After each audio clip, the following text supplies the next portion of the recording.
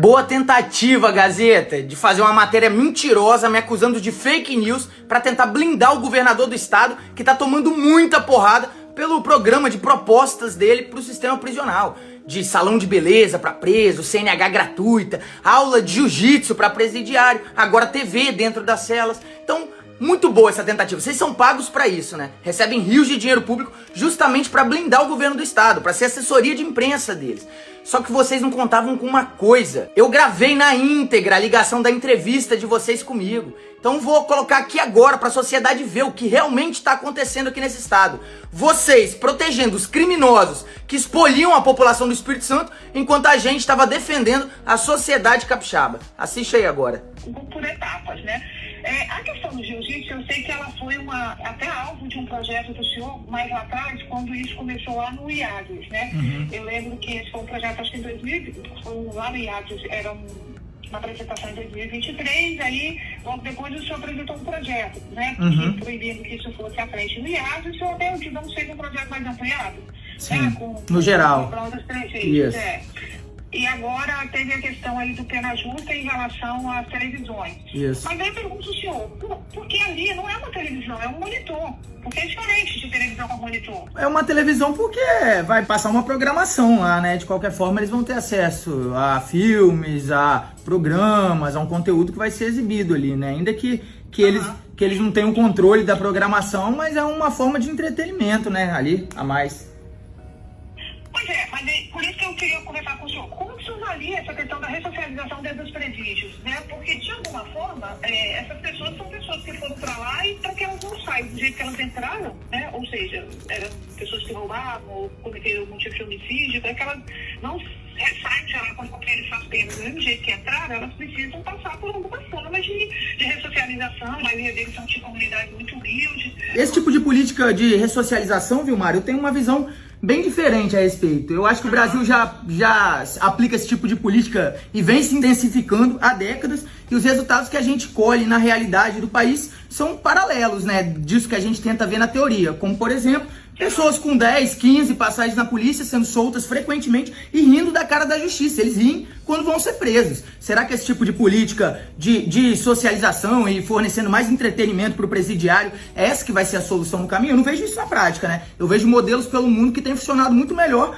como em El Salvador, por exemplo, onde o presidiário ele teme voltar para o presídio novamente. A política dele não querer voltar para o presídio de forma nenhuma parece, para mim, fazer muito mais sucesso do que a política do criminoso encontrar um presídio que é acolhedor, né? Que fornece tudo a ele, que ele não vê mais como um local ruim para ele estar, né? É isso que vem acontecendo no Brasil. A sociedade tem uma sensação de impunidade muito grande. E o pagador de impostos vê que ele não tem esses mesmos privilégios. Pô, um programa de arte marcial, independente se o criminoso é maior ou menor de idade, você está formando um soldado do crime. É um programa que está sendo aplicado dentro da cadeia. Se o cara vai mudar de vida ou não, pouco importa.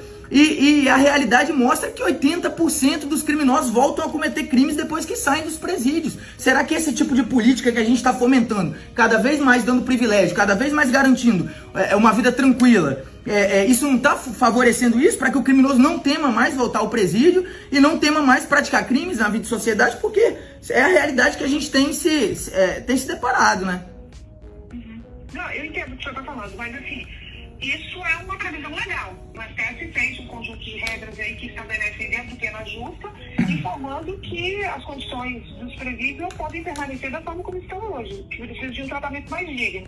O tratamento mais digno passa também pelos processos de ressocialização, né, para evitar que eles voltem para as ruas ou para cometer novos furtos, roubos, homicídios ou qualquer outro tipo de crime.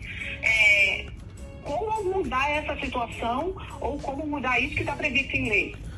A ressocialização, Vilmara, é bom lembrar que ela é a última escala da política penal, né? Quando o cara vai sair, primeira coisa, ele tem que pagar os pecados deles. Essa TV é para regime fechado. A ressocialização deveria ser uma medida lá para o final do semiaberto.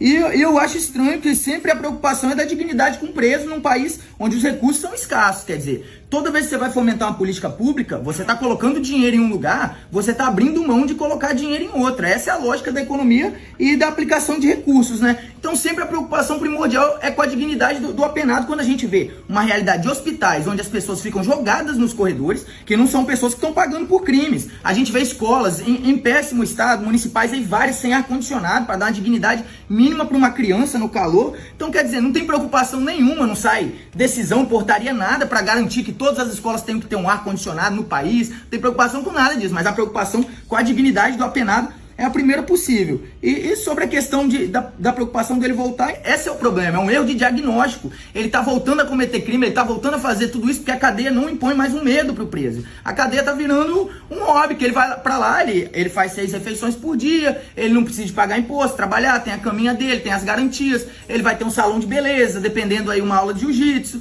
televisão dentro da cela, dentista... Mas, gente, não tem lá dentro, deputado. O senhor mesmo fez um projeto proibindo o jiu-jitsu. O jiu-jitsu não tem nos presídios do Espírito Santo. Não tem nem no IAS, vai. Não, mas teve. Você tá confirmando aí pra gente que não tá tendo mais por causa do nosso projeto aprovado.